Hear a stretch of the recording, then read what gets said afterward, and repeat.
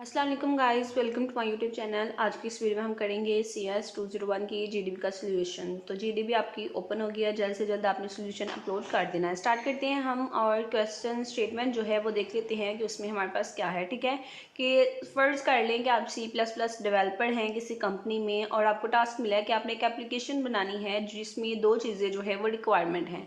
एक तो ये एप्लीकेशन जो है वो फॉलो करे ऑब्जेक्ट ओरिएंटेड डायग्राम को, और उसके बाद नेक्स्ट है कि आप लिमिटेड रिसोर्सेज हैं आपके पास और मेमोरी लीकेज जो है उसको आपने अवॉइड करना है। एप्लीकेशन में ये दो चीज़ें जो हैं ये होनी चाहिए। उसके बाद नेक्स्ट है कि जो यहाँ पे दो पॉइंट्स हमें बताए गए हैं उन पॉइंट्स को हमने जहन में रखते हुए हमने बताना है कि हम मेमोरी जो है वो एलोकेट करेंगे किसको यूज़ करते हुए, न्यू ऑपरेटर को यूज़ करते हुए या फिर मैलोक फंक्शन को। ठीक है, इन दोनों में से हम एक सिलेक्ट करेंगे जो मोस्ट प्रेफरेबल है। उसके बाद जब हम बताएंगे कौन सा मोस्ट प्रेफरेबल है मेमोरी एलोकेट करने के लिए, उसके बाद हमने उसको जस्टिफाई करना है अपने आंसर को। तो ये हमारा सोल्यूशन होगा आज की इस जीडीबी का। उसके बाद इंस्ट्रक्शंस जो हैं वो देख लें कि आपने 12 साइज रखना है फ़ॉन्ट का, टाइम्स न्यू रोमन स्टाइल रखना है फ़ॉन्ट का, और सोल्यूशन जो है वो 3-4 लाइन से अबव आपका नहीं होना चाहिए। ठीक है, उसके बाद नेक्स्ट हम सोल्यूशन की तरफ चलते हैं और देखते हैं कि क्या हमारा सोल्यूशन है।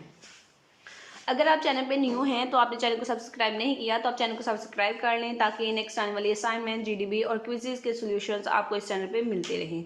उसके बाद अगर आप कोई असाइनमेंट पेड करवाना चाहते हैं, कोई क्विज़ पेड करवाना चाहते हैं तो आप हमसे रब्ता कर सकते हैं।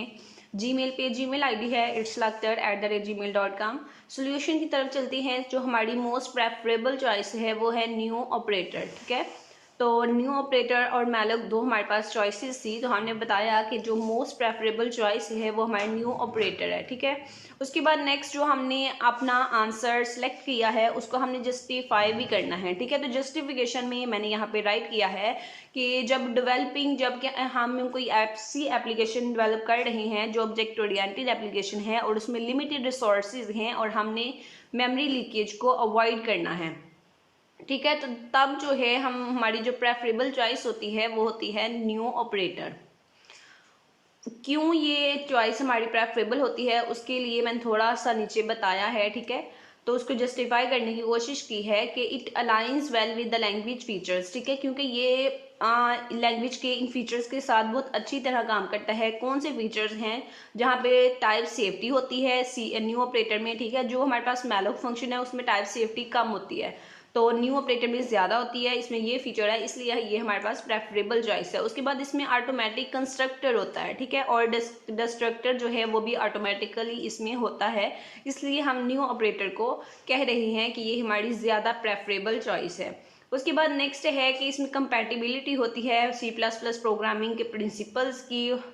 फिर हमने बताया, जब हमने बता दिया न्यू ऑपरेटर हमारे लिए कि वो ज़्यादा प्रेफरेबल है, तो उसके बाद हमने बताया कि मैलोक जो है उसमें क्या होता है। ठीक है, कि वो ज़्यादा लेस प्रेफरेबल क्यों है, क्योंकि उसमें जो है मेमोरी लीकेज ज़्यादा होती है और उसमें सेफ्टी कम होती है, तो इसलिए हमने उसको सिलेक्ट नहीं किया। ये आपकी आज की इस जीडीबी का सोल्यूशन है।